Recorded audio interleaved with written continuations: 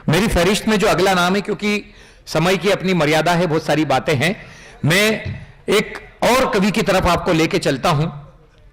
दिमाग के बड़े तेज हैं, क्योंकि हरियाणा का आदमी जो होता है बहुत तेज होता है। हरियाणा का आदमी के बारे में न जाने कितनी सारी बातें आप अलग अलग कवि सम्मेलन में सुनते हैं, लेकिन मैं जिन्हें हरियाणा से हमने बुलाया, बैंक में वो कार्यरत हैं, आदरणीय संजय बंसल जो हमारे बीच में है, पानी पी के तैयारी कर रहे हैं आने की। इन्होंने शेयर खरीदे और शेयर खरीदने के बाद एक झू बनाया।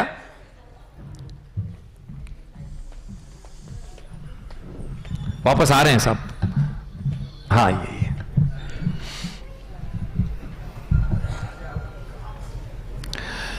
तो जो झू बनाया तो उसमें टिकट लगा दिया 500 रुपए शेयर देखने का। अब 500 रुपए में कौन शेयर देखने के लिए आए? कोई नहीं आया। शेयर झू के अंदर परेशान, ये परेशान कि कोई आ नहीं रहा पब्लिक देखने के लिए। उन्होंने टिकट घटा दिया, 300 रुपए झू में आने का, कोई नहीं आया। 100 रुपए कर दिया, तब भी कोई नहीं आया। 50 रुपए टिकट कर दिया झू में शेयर देखने का, कोई नहीं आया। इन्होंने दिमाग खराब हो गया संजय भाई का, इन्होंने बोला जाने दो, सबको फ्री एंट्री कर दी। अब जैसे ही फ्री एंट्री कर दी, सारे पब्लिक आना शुरू हो गई झू के अंदर, पूरा झू भर गया, हजारों लोग उसके अंदर आ गए। जैसे ही हजारों लोग झू के अंदर आए, इन्होंने मेन डोर को बंद कर दिया, शेर का दरवाजा खोल दिया और बाहर लिख दिया बाहर निकलने का 500 रुपया। तो हरियाणा से उनको हमने बुलाया है, जो कि आपको अकल बड़ी की भैंस के बारे में बताएंगे। बैंक में कार्यरत है और आज हिंदुस्तान के मंचों पर कविता पढ़ रहे हैं। मैं आपसे निवेदन करता हूं उनको सुने और तालियों से उनका स्वागत करें।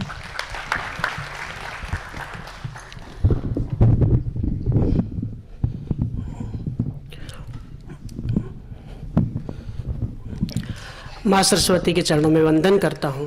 आप सभी की पावन उपस्थिति को प्रणाम करता हूं। कुमार भाई बड़ा अच्छा संचालन कर रहे हैं। मैं चाहता हूं एक बार आप संचालक के लिए तालियां बजा दीजिए ताकि ये मेरे बीच में ना बोले। नहीं साहब, मैं आपको बता दूं, मैं हरियाणा से आया, उन्होंने मेरा परिचय दिया। और हिंदुस्तान, दुनिया का, कहते हैं दुनिया का पहला कवि सम्मेलन जो हुआ था आज से 5000 साल पहले, इसका इको जरा बंद कर दीजिए, मेरी आवाज पहले ही बुलंद है और इको उसको और बुलंद कर रहा है, तो इको जरा बंद कर दीजिए। कहते हैं कि हिंदुस्तान में, या यूं कहिए दुनिया में, जो पहला कवि सम्मेलन हुआ था 5000 साल पहले, वो हरियाणा में हुआ था, हरियाणा के कुरुक्षेत्र में हुआ था। गीता, भगवान श्री कृष्ण ने अर्जुन को गीता का जो ज्ञान दिया था, कहते वो पहला ही कवि सम्मेलन था, पहला काव्य उत्सव था। वहां एक ही श्रोता था, एक ही वक्ता था। और कहते हैं जब भगवान श्री कृष्ण ने वो कवि सम्मेलन, उसके बाद भगवान श्री कृष्ण सारथी की भूमिका में आए और उसके बाद चुप रहे, फिर अर्जुन लड़ा। इसलिए कुमार भाई से भी मैं अनुरोध करता हूं, उन्होंने सारथी की भूमिका निभा दी है, अब अर्जुन मंच पर खड़ा है और वो चुप रहे। जी जी, मैं शुरू होना चाहता हूं साहब। अपने आने का उद्देश्य पढ़ता हूं। मैं भारतीय स्टेट बैंक में नौकरी करता हूं। हम सभी कलाकार आप लोगों के बीच आते क्यों हैं? हमारे आने का वास्तविक उद्देश्य क्या होता है? मैं अपने उस उद्देश्य से अपनी काव्य महफिल की शुरुआत करता हूं कि आपकी जिंदगी से टेंशन चुराने आए हैं। आपकी जिंदगी से मैं अपने आने का, हम सभी हास्य कलाकार आप लोगों के बीच आते क्यों हैं? आपकी जिंदगी से टेंशन चुराने आए हैं। बड़ी खूबसूरत है ये दुनिया, बस ये बताने आए हैं। आपकी जिंदगी से टेंशन चुराने आए हैं। बड़ी खूबसूरत है ये दुनिया, बस ये बताने आए हैं। बड़ा दुख होता है सुबह लोगों को नकली हंसी हंसते देख। आप पार्क वार्क में जाते हैं साहब, वहां लाफ्टर थेरेपी होती है। हिंदुस्तान में जहां कण कण पर हास्य विद्यमान है, वहां अगर लाफ्टर थेरेपी की जरूरत पड़ती है, तब जाकर कवि को कहीं लिखना पड़ता है। बड़ा दुख होता है सुबह लोगों को नकली हंसी हंसते देख। जरा खुलकर साथ देना हमारा, हम तुम्हें असल में हंसाने आए हैं, हम तुम्हें असल में हंसाने आए हैं। स्वागत है भाई। देखिए, हरियाणा के आदमी से आप इससे ज्यादा तमीज की उम्मीद नहीं कर सकते।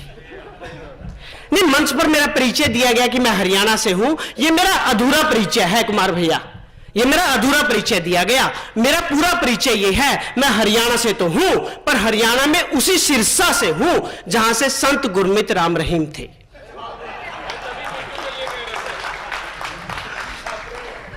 जी, और देखिए कहा गया गुरमीत राम रहीम ऐसा था वैसा था। अपने अखबार में, मीडिया में, न्यूज चैनल में हर जगह पढ़ा सुना देखा कि गुरमीत राम रहीम ये करता था, अपने झूठे डेरे में ये करता था। परंतु किसी भी अखबार ने, किसी भी न्यूज चैनल ने आपको ये नहीं बताया कि गुरमीत राम रहीम बाबा बनने से पहले काम क्या करता था।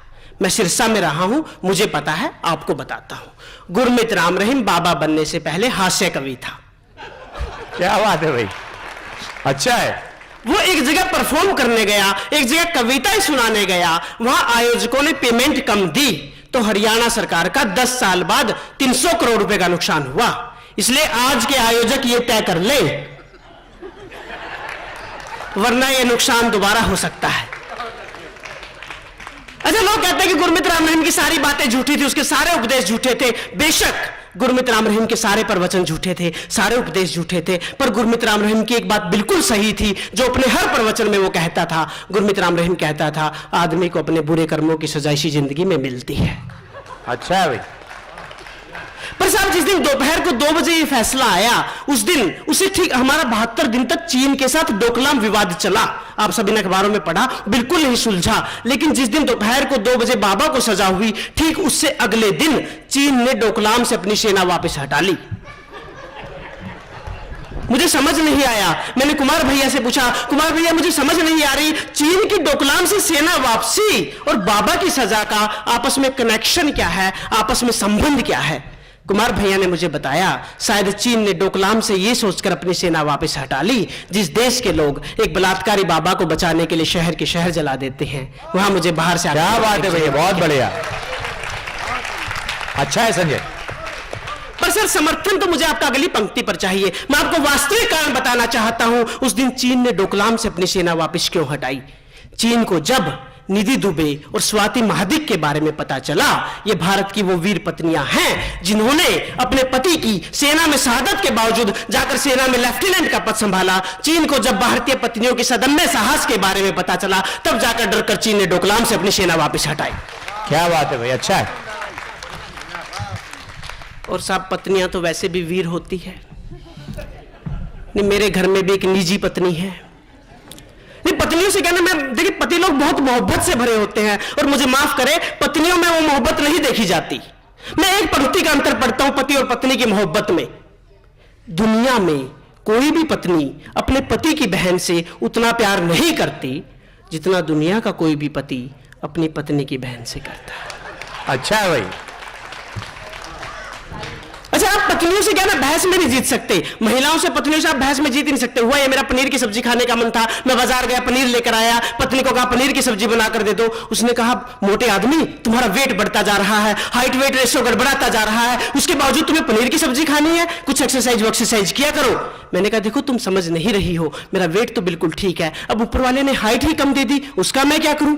चलो, वो गुस्से में किचन में गई, पनीर की सब्जी बनाकर लाई, मैंने सब्जी चखी, बहुत तेज नमक, सब्जी चखते ही मेरा दिमाग खराब हो गया। मैंने कहा, गवार औरत, तुम्हें पनीर की सब्जी नहीं बनानी आती, कितना तेज नमक डाला है। उसने कहा, चुपचाप खा लो जो दिया है, मैंने नमक तो सही मात्रा में डाला है, तुम बाजार से पनीर ही कम लेकर आए थे, उसका मैं क्या करूं। वाह भाई वाह। अच्छा देखिए, आपको हर विभाग में मैडम, यहाँ के अध्यक्षा मैडम अलका पांडे जी, अग्निशिखा मंच पिछले 25 सालों से साहित्य के क्षेत्र में मुंबई में बड़े बड़े आंदोलन खड़े कर रहा है, मैं बधाई देता हूं। और इसका शीर्षक देखिए, गुदगुदी रखा गया। एक बात आपने नोटिस की होगी, अगर आदमी खुद को गुदगुदी करे, खुद को एक आदमी अपने आप को ही गुदगुदी करे, तो ना आपके होठों पर कोई मुस्कान आती है, ना कोई शिहरण पैदा होती है, कुछ भी नहीं होता। पर दूसरा आदमी अगर आपको गुदगुदी करे तो आप खिलखिलाकर हंस पड़ते हैं। शायद नेचर ने यह सोचकर यह नियम बनाया होगा कि हंसने के लिए दूसरे की कंपनी जरूरी है। और मैं आदरणीय अलका पांडे जी को आज बधाई देता हूं कि उन्होंने इतना सुंदर आयोजन किया ताकि हम एक दूसरे के साथ मिलकर हंस रहे हैं। मैं सीधे सीधे हरियाणा की एक हास्य कविता से आपको जोड़ना चाहता हूं साहब। स्वागत है भाई। हरियाणा के रामफल का इंटरव्यू चल रहा था। अच्छा, मैं बैंक में नौकरी करता हूं और बैंक की बात ना करें तो बात अधूरी रहेगी। देखिए, बैंक वालों का, हम बैंक वालों का किसी नियम को, किसी कानून को अपनी तरफ कैसे मोड़ा जा सकता है, यह हम बैंक वालों से बेहतर कोई नहीं जानता। हुआ ये, शाम के 4 बजे थे, मेरी ब्रांच मैनेजर के पास कॉल आई, सर कुछ पैसे निकलवाने हैं। बड़ी खूबसूरत आवाज, ब्रांच में कम सुनने को मिलती है। वैसे तो 4 बज चुके थे, पर ब्रांच मैनेजर ने कहा, कोई बात नहीं मैडम, आ जाइए। बैंकर बदसूरत लड़की, देखते ही ब्रांच मैनेजर का दिमाग खराब हो गया। नहीं, विड्रॉल नहीं हो सकता। बोले क्यों सर, अभी आप फोन पर तो कह रहे थे कि विड्रॉल हो जाएगा, अभी मना कर रहे हैं, ऐसा क्यों। देखिए, नेगोशिएबल इंस्ट्रूमेंट एक्ट में साफ साफ लिखा हुआ है, अगर वर्ड्स और फिगर में अंतर हो अच्छा है भाई, बहुत बढ़िया। तो पेमेंट नहीं हो सकती। अच्छा है भाई, अच्छा है। जी जी जी, मैं हरियाणा के हास्य कविता से आप लोगों को जोड़ना चाहता हूं कि देखिए, हरियाणा वालों पे एक आरोप लगता है साहब वो उल्टे जवाब देते हैं, पर ऐसा बिल्कुल भी सच नहीं है। हरियाणा का आदमी उल्टे जवाब नहीं देता, वो प्रैक्टिकल जवाब देता है, व्यवहारिक जवाब देता है। किसी परिस्थिति में जो जवाब सबसे ज्यादा फिट हो वो देता है।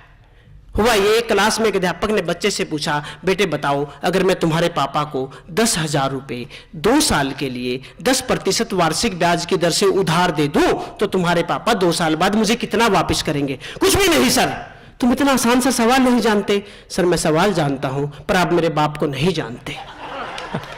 उसने जिसका भी लिया कभी किसी का वापस ही नहीं किया। अच्छा देखिए, हरियाणा में क्या पिता पुत्र के रिश्ते भी ऐसे होते हैं। फेसबुक का जिक्र हुआ था, भैया आपने फेसबुक की बात की थी। फेसबुक पे सुबह सुबह एक बेटे ने अपने पापा से कहा, पापा पापा मेरी फेसबुक पर लड़कियों के नाम से 4 नकली आईडी है। नालायक, अब तू ये काम करने लग गया है, लड़कियों के नाम से नकली आईडी, और बनाई भी है तो मुझे क्यों बता रहा है? ले पापा पापा आपको तो मैं इसलिए बता रहा हूं, रश्मि नाम की जिस लड़की के पीछे आप पिछले 2 महीने से पड़े हैं वो मैं ही हूं। बढ़िया भाई। जी जी, मैं हरियाणा की एक हास्य कविता से आपको जोड़ना चाहता हूं कि हरियाणा के रामफल का इंटरव्यू चल रहा था। इंटरव्यू लेने वाला भी कमाल कर रहा था। पूछा पहला ही सवाल, मच गया बवाल। बोला बताओ रामफल, भैंस बड़ी की अकल। एक साधारण सा सवाल, बताओ रामफल, भैंस बड़ी की अकल। कोई और होता तो अकल ही कहता, पर चूंकि आदमी हरियाणा से था, बोला साहब भैंस ही बड़ी होती है अकल से। साहब बोले कह सकते हो तुम ऐसा कैसे? कोई कारण है तो बताओ, जरा विस्तार से समझाओ। रामफल बोला पहला कारण, भैंस दूध देती है, अकल दूध नहीं देती।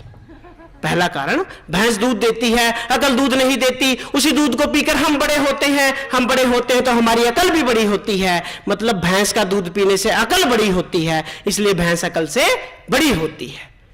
दूसरा कारण, हम अकल को सिर पर लेकर चलते हैं, पर क्या भैंस को भी सिर पर रख सकते हैं? नहीं। क्यों? क्योंकि भैंस अकल से बड़ी होती है।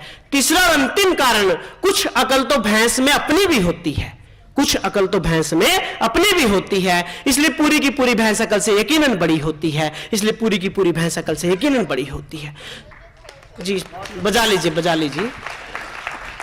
साहब गुस्से में चिल्लाए, ये फालतू के लॉजिक मत गिनवाओ, कोई ढंग की बात है तो बताओ। रामफल बोला सर 70 साल इस देश की आजादी को हो चुके हैं, उसके बावजूद समाज में जब कभी विसंगतियां देखते हैं, देखिए कवि का कोई जाति, कोई धर्म या राजनीति से कोई वास्ता नहीं होता, वो तो जो देखता है वही लिखता है। रामफल बोला मैं कारण पढ़ रहा हूं, इस देश में 70 साल की आजादी के बावजूद भैंस अकल से क्यों बड़ी है। अगर कहीं कारण सही लग जाए तो अंतिम पंक्ति पर एक तालियों का महोत्सव होते देखना चाहता हूं। रामफल बोला जिस देश में सेना के ऑपरेशन को लेकर भी की जाती हो राजनीति। आप सर्जिकल स्ट्राइक पर सवाल उठाओगे साहब? जिस देश में सेना के ऑपरेशन को लेकर भी की जाती हो राजनीति, जिस देश में सेना के ऑपरेशन को लेकर भी की जाती हो राजनीति, जहां सत्ता के हाथों मजबूर पुलिस बेटे को किसान पिता पर। दोस्तों मैं एक बात कह दूं, 2 अक्टूबर को राजनीति ने एक पाप किया था, हिंदुस्तान की राजनीति से एक पाप हुआ था। उस दिन दिल्ली में किसानों पर लाठीचार्ज हुआ। देखिए किसानों की मांगे वाजिब हो सकती है, नाजायज हो सकती है, आप उनकी मांगे पूरी करिए ना करिए ये आपका विशेषाधिकार है, पर किसानों पर लाठीचार्ज। मैं आपको बताना चाहता हूं दोस्तों कि हिंदुस्तान में सेना में, पुलिस में ज्यादातर बेटे, ज्यादातर सिपाही, ज्यादातर इंस्पेक्टर, ज्यादातर कांस्टेबल किसान घरों के बेटे हैं। और उसके बाद एक आपने राजनीति ने मजबूर किया एक पुलिस बेटे को कि वो अपने ही किसान पिता पर लाठी बरसाए। तब जाकर कवि कहीं लिखता है कि जिस देश में सेना के ऑपरेशन को लेकर भी की जाती हो राजनीति, जहां सत्ता के हाथों मजबूर पुलिस बेटे को किसान पिता पर बरसानी पड़ी हो लाठी, जिस देश में सीबीआई ही भ्रष्टाचार के दलदल में धसी नजर आती है, आतंकवादी के लिए आधी रात, आतंकवादी के लिए आधी रात और राम मंदिर के लिए दिन में भी सुनवाई टल जाती है। अच्छा है भाई। और साहब हमने भी नवरात्रे मनाए हैं। मैं अंतिम पंक्ति पढ़ता हूं इस कविता की कि जिस देश में सेना के ऑपरेशन को लेकर भी की जाती है राजनीति, जिस देश में सेना के ऑपरेशन को लेकर भी की जाती है राजनीति, जहां सत्ता के हाथों मजबूर पुलिस बेटे को किसान पिता पर बरसानी पड़ी हो लाठी, जिस देश में सीबीआई ही खुद भ्रष्टाचार के दलदल में धसी नजर आती है, आतंकवादी के लिए आधी रात और राम मंदिर के लिए दिन में भी सुनवाई टल जाती है, जिस देश में शेल्टर होम तक से बच्चियों के चीखों की आवाज सुनाई देती है, उस देश में यकीनन भैंस अकल से बड़ी हो ही जाती है, उस देश में यकीनन भैंस अकल से बड़ी हो ही जाती है। सुना है भैया जी? ओके जी। मैं देखिए अग्निशिखा मंच अध्यक्ष महिला है, मैं 8 पंक्तियों की एक कविता, 1 मिनट की एक कविता पढ़ना चाहता हूं। अलका पांडे जी के चरणों में कविता अर्पित करना चाहता हूं। बड़ा महान कार्य कर रही है। मैं वहीं से अपनी बात शुरू करता हूं। देखिए आजकल एक बहस चली हुई है कि महिला और पुरुष बराबर हैं। आपने हर जगह सोशल मीडिया पे, प्रिंट मीडिया पे, इलेक्ट्रॉनिक मीडिया पे आप हर जगह एक बहस सुनते हैं कि महिला और पुरुष बराबर हैं। मैं इस बहस को सिरे से खारिज करता हूं कि महिला और पुरुष बराबर नहीं है, ना ही कभी हो सकते हैं। मैं कारण पढ़ता हूं 8 पंक्तियों की 1 मिनट की कविता कि कह रहे हो ये जो तुम वो सरासर गलत है। न थे महिला पुरुष बराबर कभी, न अब है। पिता के पास कब होती है मासी ममता, पिता के पास कब होती है मासी ममता, भाई के पास कब होती है बहन सी सहनशीलता, दोस्त कहां प्रेमिका सा ध्यान रख पाते हैं। पत्नियां हैं तो सोने मकान घर बन जाते हैं, पत्नियां हैं तो सोने मकान घर बन जाते हैं। बेटा कहां बेटी सा समझदार पाया जाता है। दोस्तों मैं एक बात कह दूं, हम अपने घरों में अपनी बेटी को बेटा कहकर बुला लेते हैं, परंतु अपने बेटे को कभी भी बेटी कहकर नहीं बुला पाते। क्या बात है भाई, अच्छा है। क्योंकि जरूरत पड़ने पर एक बेटी का रोल भी अदा करती है, बेटे का रोल भी अदा करती है, परंतु दुनिया का कोई भी बेटा जरूरत पड़ने पर बेटी का रोल अदा नहीं कर सकता। वाह भैया वाह वाह। तब पंक्ति पढ़ता हूं कि बेटा कहां बेटी सा समझदार पाया जाता है, पुरुष कहां स्त्री सा वफादार पाया जाता है। और यहां जितनी भी महिलाएं बैठी मैं बता दूं, वफादारी के मामले में हम पुरुष 2 कौड़ी के नहीं होते हैं। मतलब पूरी रात जिन जुल्फों की तारीफ में हम गुजार देते हैं, सुबह आलू की सब्जी में अगर एक बाल भी आ जाए ना, बहुत बढ़िया भाई, सही है जी। बेटा कहां बेटी से समझदार पाया जाता है, पुरुष कहां स्त्री से वफादार पाया जाता है। ऑफिस व घर दोनों की जिम्मेदारी निभाती है, एक नहीं 2-2 घरों को वो महकाती है। इसलिए तुलना ही बेकार एवं व्यर्थ है। महिलाएं पुरुषों से कल भी श्रेष्ठ थी, आज भी श्रेष्ठ है। महिलाएं पुरुषों से कल भी श्रेष्ठ थी, आज भी। धन्यवाद। धन्यवाद संजय भाई। देश, आतंक, सरहद, बेटी, बेटा, पति, पत्नी, सारे संबंधों को आपने यहां पे अच्छे से बता दिया। और सच कहा बेटी के बारे में। एक अच्छा शेर मुझे याद आ रहा है, जितनी भी बेटियां यहां बैठी हैं, चाहे वो आज बहू हैं या सास है, कहीं ना कहीं वो बेटी हैं।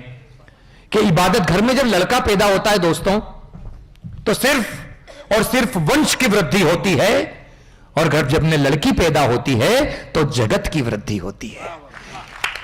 इसलिए उसे जगत माता का रूप कहा गया है। बड़ा अच्छा शेर है कि इबादत, पूजा, अर्चना बड़ी मन्नत से आती हैं। इबादत, पूजा, अर्चना बड़ी मन्नत से आती हैं, और सदा भगवत कृपा से बेटियां जन्नत से आती हैं। आपने बहुत ही सुंदर बात कही। मित्रों, ये हरियाणा से थे, इन्होंने अपनी सारी विद्वता बता दी कि हरियाणा का आदमी ऐसा होता है, सही बात पे सही सटीक जवाब देता है। एक बार यमराज ने यमदूत को भेजा, इनकी बात नहीं कर रहा हूं जो भैंसे वाले हैं यहां पर। यमराज ने भेजा कि भाई तुम्हारे पास मैं आया हूं, खुद आया हूं, और अब मैं तुम्हें ले जाने के लिए आया हूं। अंतिम वक्त आ गया, संजय बंसल तुम्हारा मेरे साथ चलो। अब हरियाणा का आदमी तेज दिमाग का होता है, उसने बोला भैया मैंने कुछ अच्छा काम तो किया होगा। यमराज ने बोला हाँ भाई एक अच्छा काम किया है, तू कोई विश मांग ले, अगर मैंने पूरी कर दी तब तो मैं तेरे को साथ ले जाऊंगा, और अगर मैं पूरी नहीं कर पाया तो तेरे को छोड़ दूंगा। बोले भैया मांगो। अब हरियाणा का आदमी का दिमाग तेज, उन्होंने कहा यमराज मेरी इच्छा को पूरा करो। बोले क्या? इन्होंने कहा कि मैं सलमान की शादी में मायावती के हस्बैंड को मनमोहन सिंह की बीवी के साथ बैठा हुआ देखना चाहता हूं। यमराज चले गए। ये हरियाणा के आदमी की खूबी होती है, इतने बढ़िया जवाब देते कि एक बार मैं इनके पास पहुंच गया, बोला मैंने कहा संजय भाई बड़ा उदास हूं, निराश हूं। बोले तेरा चेहरा उतरा कुमार, क्या बात है? मैंने बोला यार वो सारे गामा के ऑडिशन में, देखिए बहुत बारीक जोक सुना रहा हूं, अच्छा लगे तो समझ में आए तालियां बजाना। मैंने कहा यार सारे गामा के ऑडिशन में गया था, गाना का कुछ था सुनाने के लिए, तो बोले क्या हुआ? बोले यार क्या बोलूं यार, वो कंपटीशन में मैं सेकंड आया। तो उन्होंने बोला सेकंड आया, ये तो अच्छी बात है ना, 2 तो 1 से बड़ा होता है ना। मैंने कहा भाई हरियाणा का आदमी सही जवाब देता। फिर इन्होंने दूसरा सवाल कर लिया, कॉम्पिटिटर कितने थे? मैंने कहा 2 ही, एक वो और एक मैं। बोले अच्छा तो बता, एक बात बता, वो दूसरे वाले ने कौन सा गाना गाया? तो मैंने भी जवाब दिया, उसने तो कोई गाना नहीं गाया, मैंने गाया तो मेरा गाना सुन के उसको फर्स्ट दे दिया। आइए इन छोटी छोटी बातों के बाद अब